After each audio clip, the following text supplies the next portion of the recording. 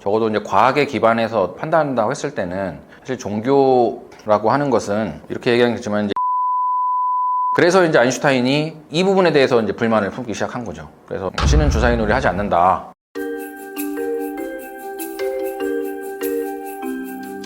과학자가 종교를 완전히 부정할 수 없는 이유.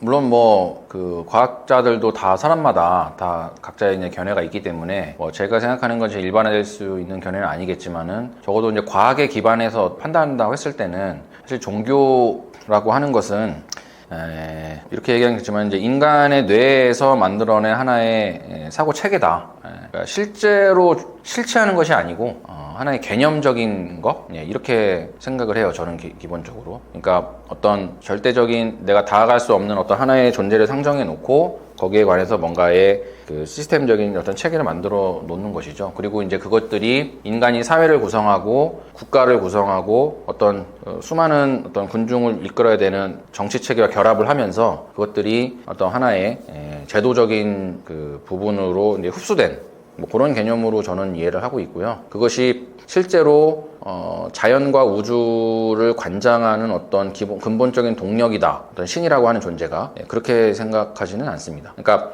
신이라고 하는 것이 우리가 여러 가지 생각할 수 있는데 신을 만약에 수학이 신이다 라고 생각하면 그게 신이 될 수가 있겠죠. 하지만 우리가 보통 일반적으로 종교에서 말하는 신, 종교에서 말하는 신이 그러니까 영속적이며 절대적인 어떤 개념의 어떤 존재가 하나가 있어가지고 그것이 모든 어떤 만물의 물리 법칙을 관장한다? 이런 개념을 믿는 과학자는 많이 없는 것 같아요. 그러니까 종교라는 것이 어떻게 등장했는가라고 하는 거는 또 다른 고고학이라든지 이런 진화 역사에서 매우 또 중요한 개념이기도 한 것 같고 유발 하라리가 쓰는 그 사피엔스라는 책에서도 종교라는 부분을 많이 다루고 있는데 사실 저는 기본적으로 이제 종교, 신 이런 것들은 어떤 인간의 사회 체계를 유지하고 그걸 이끌어 나가기 위해서 도입된 하나의 제도라고 보는 거죠. 처음에는 어떻게 뇌에서 그걸 상상했는지 모르겠어요. 일단 상상이 되고 나서 그 이후로는 그런 식으로 어떤 사회와 연관된 그 사회 구성원들을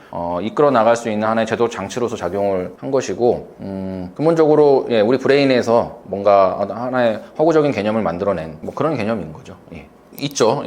있으신 것 같고요. 많은 건 아닌데 사실은 그러니까 신의 존재를 믿는다, 종교를 갖고 있다랑 또 사실 신의 존재를 믿는다 약간 다른 개념이긴 한데 제가 왜 이걸 다르다고 하냐면은 예컨대 불교 같은 경우에는 그렇게 주장하지 않거든요. 어떤 절대적인 존재가 있어가지고 우주의 모든 법칙을 관장하거나 사실 이렇게 얘기하진 않아요. 근데 하지만 불교를 믿으면 또 종교를 갖고 있잖아요. 근데 예를 들어서 기독교 같은 경우에는 하나님이라고 하는 절대적인 존재가 있고 모든 세상 만물을 창조했고 그죠? 지금의 모든 빅뱅도 사실은 그분이 한 거고 이렇게 믿는 거기 때문에 조금 다를 수 있는데 한 가지 좀 안타까운 사실은 아직도 이제 과학자 분들 중에 아주 소수인 분이 이런 신을 기반으로 해서 창조를 믿는 우리나라에도 사실 창조 과학회가 있어요. 있다고 들었습니다. 그것도 카이스트 안에 안타까운 사실이고 미국 같은 데서도 이런 창조를 믿는 사람들이 많아요.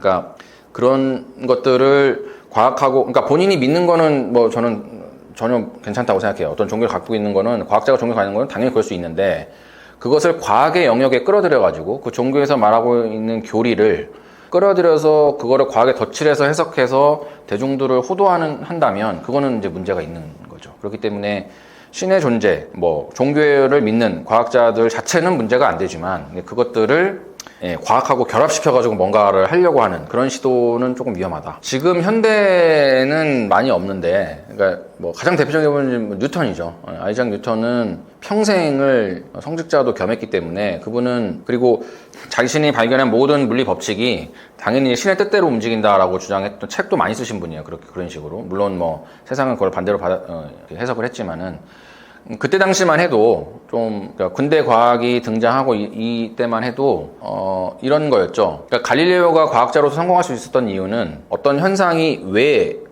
벌어지느냐보다는 어떻게라는 거에 더 집중을 하신 분이에요. 그러니까 어떠한 방식으로 진행하는가. 이게 사실 과학 정신이거든요. 근데 왜라는 질문을 하기 시작하면은 이게 복잡해지는 거예요. 그러면은 이제 철학, 종교, 윤리, 신 이런 게 다 들어가는 거죠. 그러니까 물체가 아래로 떨어지는데 당시는 중력이라는 개념을 몰랐잖아요. 그럼 갈릴레오가 한 거는 뭐냐면 얘가 낙하를 할 때 각 시간당 그러니까 낙하 거리가 시간의 제곱에 비례하더라. 질량과 무관하게. 이렇게 밝힌 건데 왜냐고 물어보면은 좀 이제 복잡해지는 거죠. 그러니까 그것들을 당시로서는 크게 설명할 방법이 많이 없었기 때문에 그것들은 결국에는 궁극적으로 그냥 신이라는 이름에 갖다 붙인 거죠. 왜냐하면 신은 어쨌든 절대적이고 영속적인 존재였기 때문에. 그래서 사실은 뭐 갈릴레오, 뭐 케플러부터 시작해서 뭐 당시 근대 과학의 초창기 일으켰던 분들 대부분이 사실은 독실한 그런 기독교 신자였던 걸 제가 알고 있고요. 그리고 어떻게든 그 성경에서 나오는 신의 뜻을 부정하려고 했던 것이 아니고 자신의 이론이 결국에는 더 맞는 거다. 성경이랑 경전에 더 부합한다라는 것을 증명하려고 했던 거거든요. 그분들이. 그러니까 그분들은 절대로 그 당시 있었던 종교적인 질서를 뭐 깨부수자, 우리가 다 뒤집어 엎자. 사실은 뭐 이런 것들은 아니었고, 무지할수록, 그러니까 무지의 척도하고 신을 믿는 그 강도가 반비례하는 거죠. 그러니까 점점 알면 알수록 신의 입지는 점점 줄어드는 것이고, 당시만 해도 뉴턴조차도 아직도 뉴턴이 모르는 게 많았기 때문에 그 이제 뭐 신의 목소리 그러니까 우리가 이제 신이라는 걸 어떻게 정의하냐에 따라 다른 것 같아요. 신을 이제 아인슈타인은 무신론자입니다. 아인슈타인이 종교가 없어요. 근데 아인슈타인은 본인 맨날 신 얘기를 많이 하거든요. 뭐 신은 주사를 던지지 않는다부터 시작해가지고. 근데 이제 그럼 아인슈타인이 말하는 신은 뭐냐? 그게 사실은 지금 대부분 과학자들이 암묵적으로 동의하고 있는 신과 비슷한 건데, 그냥 이 전체 우주를 관장하는 물리 법칙 자체가 그냥 신인 거예요. 그러니까 어떤 특정한 어떤 인격체가 아니고요. 그러니까 신을 어떤 하나의 절대적인 인격체라고 보는 순간 그게 종교로 가는 것이고, 신이 그런 우리가 상정할 수 있는, 인간을 상정할 수 있는 우리를 관장하고 뭐 이렇게 말을 할 수 있고 뭐 이런 게 아니고, 하나의 그 법칙 자체, 거대한 우주를 움직이고 있는 법칙 자체를 신으로 생각한다면 그게 이제 신이 될 수 있는 거죠. 그 한 가지 예를 들면은 2016년에 이제 중력파가 발견이 됐어요. 미국 라이고에서. 그 중력파의 파장이 그 주파수가 한 20Hz 정도 돼요. 몇십 헤르츠. 그게 사람의 가청 주파수 범위 내에 있거든요. 그거 한번 PD님도 한번 들어보세요. 그게 하는 실제 그 소리입니다. 그게 변형된 게 아니고, 그러니까 블랙홀 두 개가 부딪혀가지고 시공간이 막 요동을 치는데 그 요동되는 그 중력파의 그 주파수가 인간의 가청 범위에 있는 주파수예요. 그 소리가 들을 수 있어요. 지금도 구글에서 치면 다 나오거든요. 그래서 저는 그런 게 하면 신의 목소리가 아닌가, 뭐 그런 생각을 해보네요. 우주는 왜 탄생했을까? 창조과학계는 빅뱅을 되게 좋아합니다. 왜냐하면은 빅뱅이 어떻게 벌어지는지 아무 설명 못 하잖아요. 그럼 거기다 신을 갖다 붙이는 거죠. 그러니까 그 뉴턴한테 사람들이 물어보거든요. 지구랑 달 사이에 아무것도 없잖아요. 근데 어떻게 잡아당기냐 이거예요. 그죠? 그러니까 달이 지구를 도는데 왜 도냐? 지구가 달을 잡아당기니까. 근데 당시 뉴턴도 알고 있었거든요. 진공이라는 사실을. 어떤 쇠사슬 아무것도 없어요. 실도 없고. 근데 어떻게 잡아당기냐라는 질문에 대해 뉴턴 대답을 못해요. 나중에 아인슈타인이 그걸 대답을 한 거죠. 시공간이 휘어있고 그 휘어진 왜곡된 시공간을 따라 돈다는 거를 200년 뒤에 아인슈타인이 밝히는데, 그때 뉴턴의 답이 뭐였냐면은 신의 뜻이다라는 거예요. 이거는 그러니까 그럼 빅뱅이 일어났는데 138억 년 전에 빅뱅이 왜 일어났느냐? 그 이전은 뭐가 있었느냐? 그 이전에는 어떤 절대적인 신이 있었고, 그 신이 있었기 때문에 빅뱅이 일어난 것이다. 근데 우리가 신의 존재는 어쨌든 과학적으로 증명할 수 없기 때문에, 그래서 우리가 빅뱅이라고 하는 것이 강력한 신의 증거가 된다. 신의 존재에 대한 증거가 된다라는 건데, 그래서 이제 그분들은 좋아하는 주제입니다. 그리고 가끔 그 교회 목사님들 이런 분들이 강연하실 때 진짜 빅뱅 갖고도 많이 강연하세요. 진짜로. 신의 존재에 대해서. 근데 주류 과학계에서는 뭐 당연히 모르고요. 빅뱅이라고 하는 것이 이제 시공간의 탄생이기 때문에 당연히 빅뱅 이전이라고 하는 말 자체는 없는 말이고요. 그러니까 북쪽이 어디냐, 이거랑 똑같은 질문이죠. 이미 가장 끝인데 다시 그거의 북쪽이 어디냐라는 질문하고 똑같은 거예요. 그러니까 빅뱅 이전이라고 하는 것은 설명할 수는 없고, 다만 그 양자역학에서 이제 양자 요동이라는 게 있어요. 그러니까 그 빅뱅이 무한히 작은 점에서 고밀도로 갖는 점이기 때문에 당연히 양자역학이 적용되는 영역이고요. 그 양자역학은 조금 어렵게 얘기하면 이제 불확정성의 원리가 적용되는 매우 짧은 시간 범위 내에서는 엄청난 요동을 막 하거든요. 그 요동들이 마구마구 튀어 올라와서 빅뱅이라는 걸 탄생했다라고 추정을 하고 있는 지금 상황이기 때문에 그거 말고는 빅뱅이 어디서 일어났는지, 왜 일어났는지, 이전엔 무엇인지에 대한 답은 모릅니다. 그러니까 사실은 벗어났다고 얘기하기도 애매하고 그냥 설명할 수 없다라는 게 정말 진리일 수도 있어요. 그러니까 인간이, 과학자들이 자기네들이 알 수 있는데 모른다라고 하는 것과 이거를 완전히 이거는 알 수 없는 것이라고 인정하는 건 좀 다른 문제거든요. 근데 물론 아까 말씀드린 로저 펜로즈 이런 분들은 엄청난 수학 이론을 써가지고 빅뱅 이론과 조금 다른 이론을 제시하기도 해요. 근데 이제 수학적인 범위 내에서는 그럴 수는 있는데, 시간과 공간이 새로 생겨났다. 시간과 공간이 새로 생겼다. 빅뱅 이후로. 그러면 이전에는 당연히 정의가 안 되기 때문에 그 이전에 어떤 일이 벌어졌는지, 그거를 어떻게 무엇이 관장했는지를 설명하는 것 자체가 그냥 불가능하다고 받아들이는 것이 진리 아닐까? 그런 생각을 또 해보네요. 그러니까 초월적인 존재? 우리가 어떤 존재를 떠올릴 때 이게 항상 헷갈리는 거거든요. 어떤 인격체를 항상 생각해요. 사람들은 존재라는 것이. 근데 그게 존재라는 것이 그냥 인격체가 아닐 가능성이 훨씬 높죠. 그냥 조그마한 파티클, 작은 입자일 수도 있고, 아까 말한 그냥 물리법칙 자체일 수도 있고, 그냥 수학적 어떤 구조일 수도 있고, 그거는 아무도 모르는 거거든요. 근데 그것들은 어쨌든 상상의 범위죠. 추정의 범위. 사실 양자역학에서 그게 아주 비슷한 일들이 벌어졌거든요. 그 닐스 보어라는 분하고 아인슈타인이 거의 30년간 논쟁을 해요. 근데 닐스 보어의 뜻은 뭐였냐면은, 미시세계는 우리가 알 수 없는 것들이 분명히 있다. 그것을 인정하지 않으면 우리는 양자역학 이해할 수 없다. 이해한다고 말할 수가 없다라는 것이고요. 아인슈타인의 바로 그런 질문. 왜 그렇지? 우리가 거시세계도 마찬가지고 미시세계에서도 모든 정보는 우리가 알아낼 수 있다. 위치하고 속도 이런 정보도 우리가 다 알아낼 수 있는 건데, 우리가 알고 있는 것들이 불완전하기 때문에 그것을 알아내려면 좀 더 많은 연구를 해야 된다. 그걸 알아내기 위한 더 호기심을 가져야 된다라고 생각하지 않고, 왜 그거를 그냥 모른다, 한계가 있을 뿐이다 이렇게만 얘기하느냐. 이게 두 사람의 논쟁의 키포인트거든요. 근데 결국에는 보어가 이겼죠, 사실은. 실질적으로는. 그러니까 우리가 미시세계로 들어가면은 어떤 입자의 속도와 위치에 대한 정보를 동시에 정확하게 알 수가 없거든요. 왜 그러냐? 모르는 거예요. 그럼 불확정성의 원리라고 하는 거거든요. 빅뱅도 비슷한 거예요. 그러니까 빅뱅도, 그러니까 닐스 보어의 입장에서는 순간 치면 양자 요동이고, 양자역학이 지배하는 그 물리적 스케일 내에서 벌어지는 어떤 일들을 정확한 정보를 알아낸다? 거기 이전에 뭐가 있었기 때문에 인과관계를 우리가 설명해야 된다? 그거는 또 다른 아인슈타인의 어떤 무모한 질문일 수도 있다. 그렇게 판단할 수도 있고, 저는 개인적으로 그런 관점에서 생각을 해야 되지 않을까.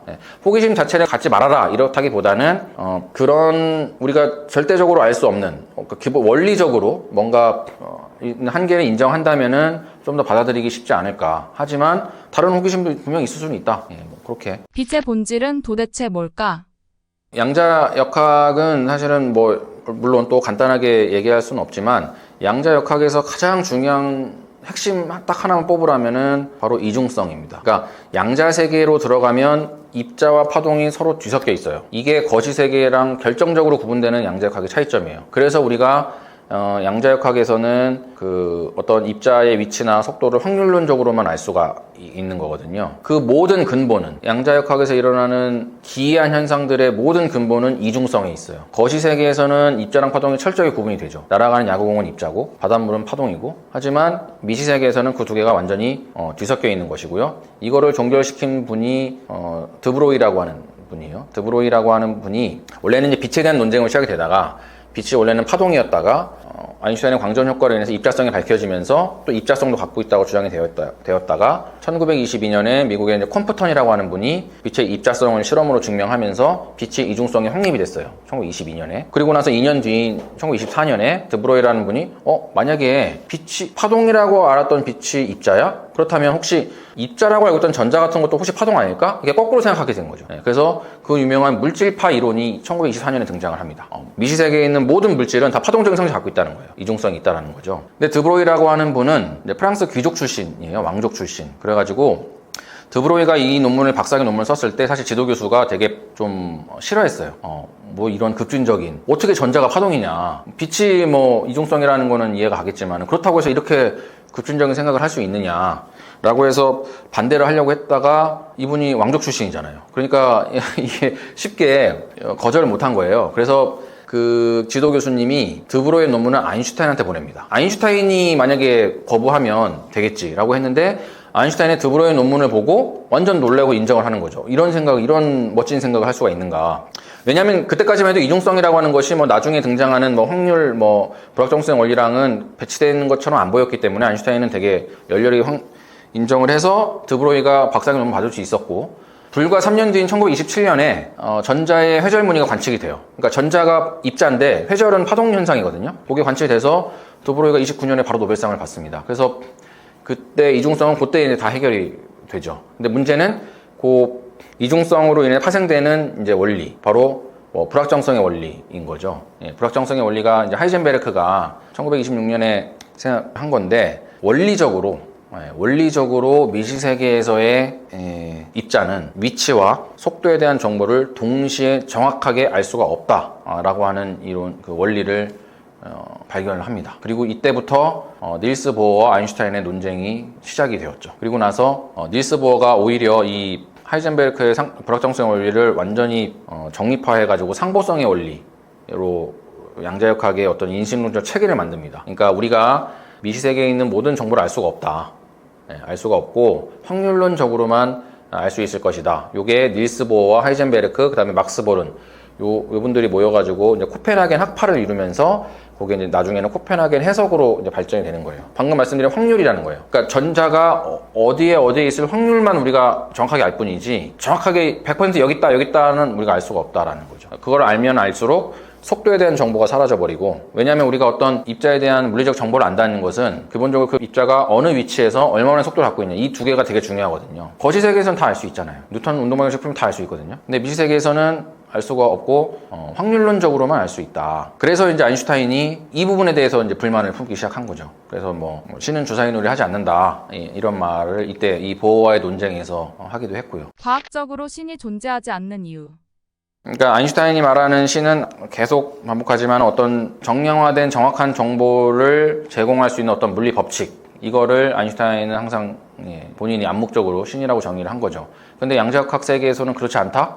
그렇다면은 그 물리학을 기반으로 이루고 있는 기본 법칙, 신의 지위에 있는 이 법칙의 체계가 무너질 수가 있다. 그래서 아인슈타인은 닐스 보어를 비롯한 코펜하겐 학파를 향해서 우리가 뭔가 아직 부족한 것이다. 우리가 조금 더 부족한 것을 보완한다면 우리는 정확한 모든 정보를 알 수 있을 것이다 라는 주장을 굽히지 않으신 거죠. 그게 나중에 그걸 이제 숨은 변수 이론이라고 해요. 우리가 숨어있는 어떤 변수를 찾아낸다면, 히든 베리어블을 찾아내면은 알 수가 있을 텐데 아직은 우리가 모른다. 이런 식으로 해서 보어와의 논쟁을 계속 시작을 했고, 그 논쟁 때문에 사실은 탄생한 것이 바로 양자 얽힘이라는 원리예요. 그거는 또 한참 걸리기 때문에, 그래서 그런 부분들이 논쟁이 계속 이제 벌어지면서 양자역학은 완전히 이제 진리로 굳어졌죠, 미시세계에서는. 그리고 아인슈타인이 말하는 그 생각했던 그 물리 법칙, 그 모든 정보를 정확하게 줄 수 있는 물리 법칙이 양자역학에서는 통하지 않는다라는 사실이 확립이 돼요. 적어도 아인슈타인이 생각했던 신의 개념은 조금 수정이 필요한 것이죠. 그러니까 사실은 이 부분도 약간 미묘한 점이 있는데요. 이렇게 생각하는 분 있죠. 우리가 어떤 입자가 어느 위치에 있는지는 모르지만 어느 위치에 있을 확률을 정확하게 알 수 있거든요. 그러니까 확률을 정확하게 알 수 있어요. 그렇죠? 예.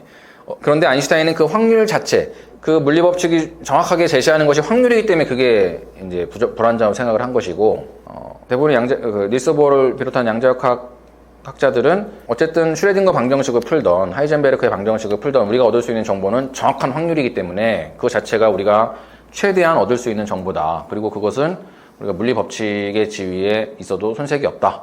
그렇게 이해하면 될 것 같아요. 살아있으면서 죽어있다. 슈레딩거의 고양이.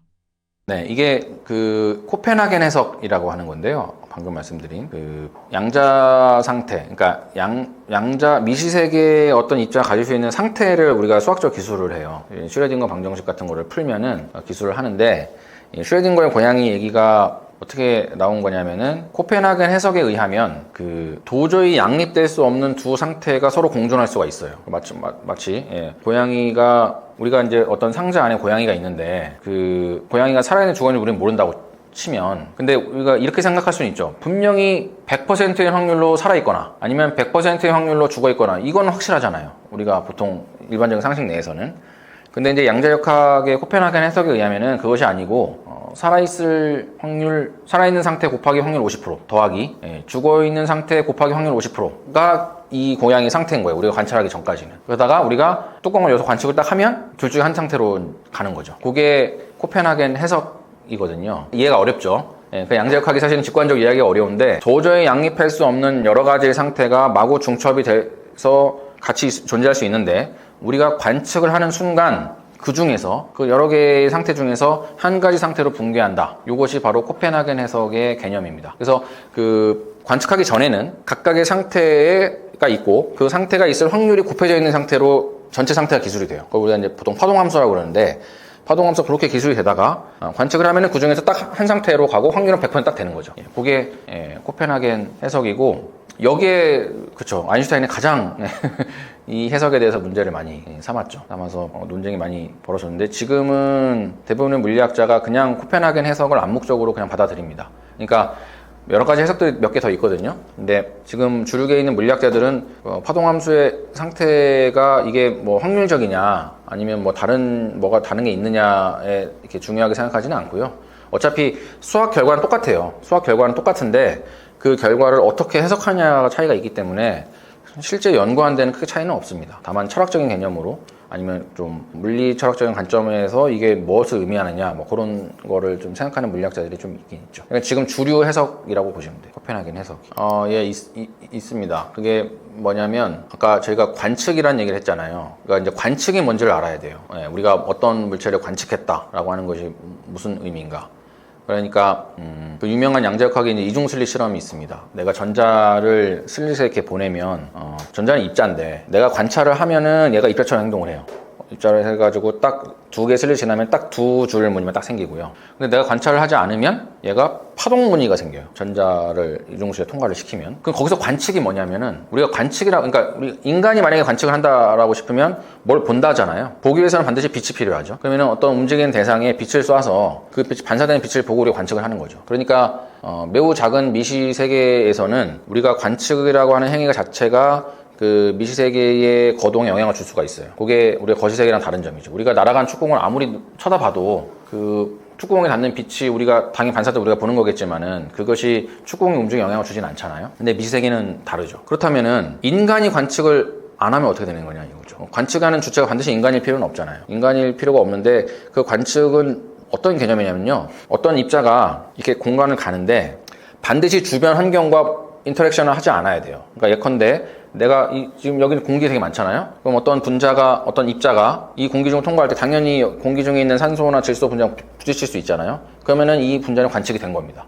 그러니까 주변에 있는 입자들과 서로 상호작용을 하면 그게 관측이 된 거예요. 그래서 우리가 그 전자의 이중슬릿 실험할 때 반드시 진공에서 하는 게 요게 전자가 가다가 우리가 만약에 빛도 안 보고 아무것도 안 봐요. 그런데 이 실험을 공기 중에서 하잖아요. 그럼 무조건 딱 두 줄무늬만 나타나거든요. 완전 어두운 상태에서 사람도 없고 아무 빛도 없어요. 근데 공기는 있잖아요. 진공이 아니라. 그럼 얘가 가다가 공기 분자랑 부딪히죠. 그럼 그럼 이 전자는 관측이 된 겁니다. 그럼 얘는 입자처럼 행동해요. 근데 완전히 진공을 만들어 놓고 어느 정도 범위 내에서는 진공도 입자가 하나도 없는 건 아니니까요. 훨씬 이제 오래 가다가 부딪히겠죠. 그 부딪히기 전까지 갈 때는 얘가 관측을 안 당한 거잖아요. 얘는 화동적인 또 특성을 보여요. 그러니까 우리가 관측이라고 하는 것은 이 우주에 있는 입자와의 충돌, 상호작용, 요거 이게 일반화해서 보면은 그걸 우리 관측이라고 볼 수가 있죠. 그래서 관측을 됐냐 안 됐냐라고 하는 것은 그런 관점에서 우리가 생각을 해보면 되는 것이고, 요거를 실험을 해보신 분이 안톤 자일링거라고 2022년에 노벨상 같이 양자 얽힘 때문에 노벨상 받으신 분 중에 한 분인데요. 그 플러린이라고 C60, 그러니까 탄소 원자로 된 이렇게 축구공 모양의 그 분자가 있어요. 그게 1998년에 만들어진 건데, 그거는 만들었다고 해서 그냥 노벨 화학상을 받은 그 물질인데 되게 신기합니다. 그거는 전자에 비해서는 매우 거대하죠. 전자는 정말 크기가 없는 점입자이기 때문에 매우 작은데, 이분이 진공 상태 만들어 놓고 이 C60 그 분자를 통과시킨 거예요, 이중슬릿에. 근데 파동물이 나타났어요. 그러니까 무슨 말이냐면은 내가 이 입자를 크기를 점점 증가시켜가지고 주변에 있는 상호 입자랑 부딪히는 정도, 그러니까 한계까지 계속 가보는 거죠. 그러니까 왜 고양이를 이중슬릿에 넣으면 절대로 간섭무늬가 안 나타나냐면은 우리는 늘 주변 환경하고 상호작용하고 있기 때문에 그런 거죠. 만약에 뭐 불가능하겠지만 고양이를 주변 입자와 하나도 안 부딪히게 만들 수 있다면 고양이도 파동성을 보일 겁니다. 그래서 그 미시세계랑 거시세계를 나누는 기준, 즉 양자역학이 적용되는 기준을 굳이 말하고자 한다면은 어떤 입자의 크기를 키웠을 때 그 입자가 어쨌든 주변 입자들과 부딪히지 않을 최대 그 크기를 갖는 부분이 구분할 수 있다고 우리가 볼 수가 있는데, 물론 이런 공기 중에서는 거의 불가능하죠. 공기 중에서는 전자가 지나가도 매우 짧은 거리 지나가도 이미 부딪히거든요. 그러니까 어떤 특정한 진공 상태를 만들었을 때 예를 들어 진공도를 뭐 태양계 정도 진공도를 만들어 놓고 여기에 입자를 보냈을 때 이 입자를 어디까지 키울 수 있을 것인가, 어디까지 키우면 얘가 최대한 많이 안 부딪히고 갈 것인가. 그럼 안 부딪히면은 얘가 양자역학이 적용이 되는 거고요. 부딪혀서 관측이 시작되기 시작하면 그거는 이제 거시 세계로 가는 겁니다. 그렇죠. 생명은 이미 거시 단계로 많이 와 있는 상태고요. 그것도 훨씬 작아야죠. 그러니까 말씀하신 대로 주변에 공기라고 하는 존재가 있는 경우는 이거는 미시 세계의 양자역학의 특성을 보일 수가 없죠. 그게 이제 그 슈레딩거 고양이가 딱 고양이만 놓고 한 게 아니라 그거예요. 그 고양이 상자 안에 놓고 독가스가 나오는 그게 있어요, 장치가. 그 독가스가 언제 나오냐면은 그 안에 있는 헬륨 원자 핵이 헬륨 밖으로 튀어나올 때, 그러니까 그런 양자역학적인 어떤 프로세스가 있는데 그게 헬륨 원자가 밖으로 튀어나올 확률이 50%인 상태 딱 만들어요. 그럼 이게 양자 중적 상태잖아요. 그럼 얘는 헬륨 원자핵이 튀어나올 상태 곱하기 확률 50% 더하기 헬륨 원자핵이 튀어나오지 않을 상태 곱하기 확률 50%인 거예요. 근데 헬륨이 튀어나오면 그 독가스 버튼을 누르게 돼 있는 거예요. 그러면 나오면 고양이가 죽고 안 나오면 고양이가 살잖아요. 그러니까 이 미시적인 양자 상태를 거시적인 상태에 연결해 놓은 거예요. 그래서 슈레딩거가 본인이 이거를 만들어낸 거예요. 그러니까 코펜하겐 해석에 반대하려고. 근데 그 사이에 결정적인 간극이 있죠. 방금 말씀하신 거시세계와 미시세계의 차이점을 간과한 거죠. 그렇기 때문에 그럴듯하게 말은 되게 보이지만은 이 미시세계 헬륨 원자핵이 통과의 독가스를 맞아서 독가스 나오는 그 순간에 상호작용 인터랙션이 있기 때문에 이미 그건 양자역학을 범위를 벗어난 것이기 때문에 고양이가 살아있고 죽어있는 상태가 중첩돼 있다고 하는 그거는 그 상태에서 적용이 안 되는 거죠. 그러니까 슈레딩거의 반론이 실패한 거죠. 그러니까 완벽하게 진공을 만들어 놓고 뭐 인터랙션 안 하게 만들어 놓고 그러면 몰라도 그 사고 장치는 근데 그게 나중에 나중에 다 확립된 거예요. 그래서 사실은 한 20년 전만 해도요, 그 대학교에서 물리학과생들 양자역학 배울 때, 사실 뭐 슈레딩거 고양이라든지 양자역학 이런 것들은 안 가르쳐 줬어요. 이게 아까 논쟁이 계속 있는 거였어가지고, 지금은 받아들이고 있죠.